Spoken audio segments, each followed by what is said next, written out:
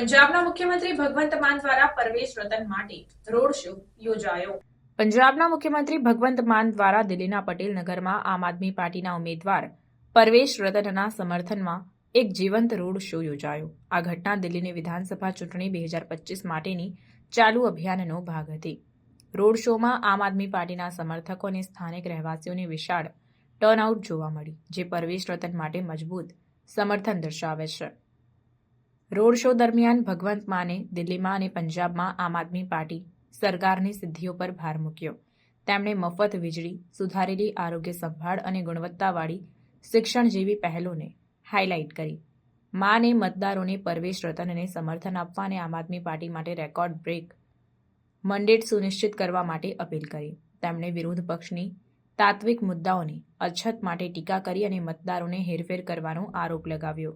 Road શોએ માન અને રતનને જાહેર સાથે સંવાદ કરવાનો અવસર પૂરો પાડ્યો. તેમની ચિંતાઓને ઉકેલવા અને સતત વિકાસ અને સારા શાસનનું વચન આપ્યું.